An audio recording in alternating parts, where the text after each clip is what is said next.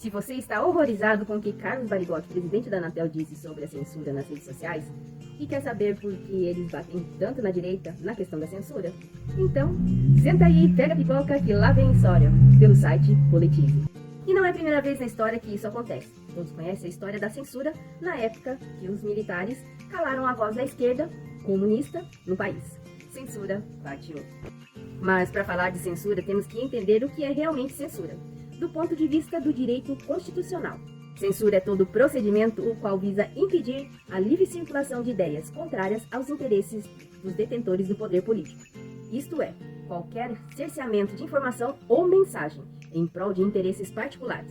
Sendo assim, tal prática está inteiramente ligada aos direitos fundamentais de liberdade, de expressão e de imprensa, visto que a censura funciona justamente como uma limitação desses direitos. Atualmente, a censura se aplica legalmente apenas em casos específicos e de determinadas produções, como em casos onde há ofensas ou descumprimento de lei. Posto isso, a Constituição Federal Brasileira prevê, no artigo 220, que, abre aspas, a manifestação do pensamento, a criação, a expansão e a informação sob qualquer forma, processos ou veículos não sofrerão qualquer restrição, fecha aspas. Sendo vedada ainda, abre aspas, toda e qualquer censura de natureza política, ideológica e artística, fecha aspas. Lá atrás, na época do Brasil colonial, uma das primeiras formas de censura implantadas no país foi a proibição de cultos e rituais religiosos não católicos, principalmente de religiões indígenas, as quais eram muito comuns entre os povos nativos do século XVI. Além de tal privação, nos primeiros séculos da colônia portuguesa no Brasil, apenas materiais da imprensa da colônia portuguesa eram permitidos, o que facilitava o amplo controle de informação por parte dos governantes e dificultava possíveis levantes populares.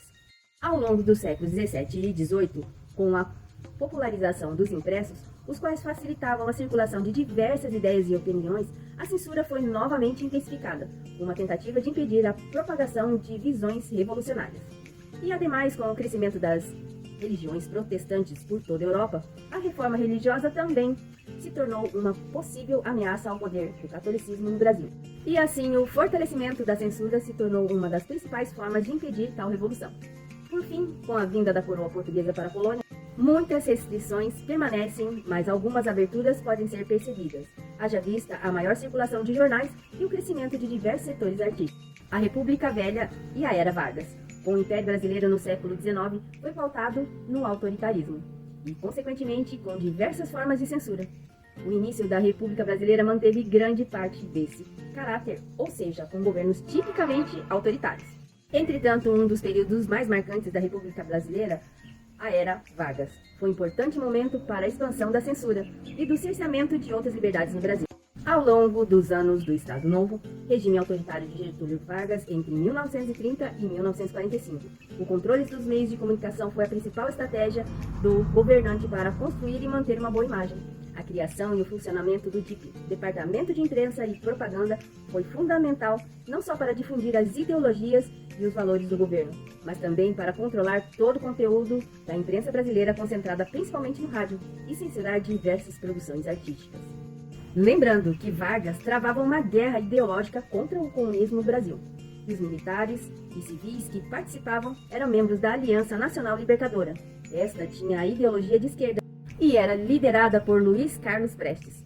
Também era o presidente do PCB, de acordo com o site Brasil Escola.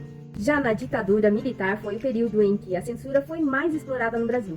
A ditadura militar de 1964 a 1985 contou com o cerceamento de inúmeros direitos humanitários básicos, principalmente após a promulgação do Ato Institucional número 5, AI-5. A cena tomou grandes proporções e tudo aquilo de caráter comunicacional era fiscalizado e inspecionado por agentes do governo. E caso houvesse qualquer descumprimento, as punições eram graves, com prisões, torturas ou até mesmo a morte. Notícias, músicas, festivais, obras artísticas, livros, aulas escolares e universitárias. Tudo era passível de censura e controle do Estado. Além disso, todas as omissões de dados, documentos e informações por parte do regime também são exemplos da censura política e inconstitucional da época. Embora a Constituição Federal de 1988, primeira e única a legitimar as liberdades de expressões e imprensa, a censura tem sido proibida no Brasil. Tal prática deixou fortes heranças e resquícios na democracia atual.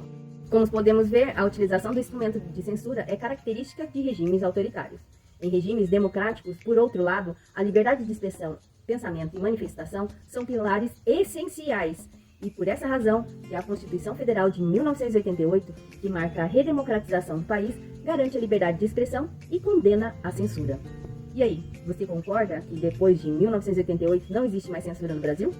Eu vou te contar na parte 2.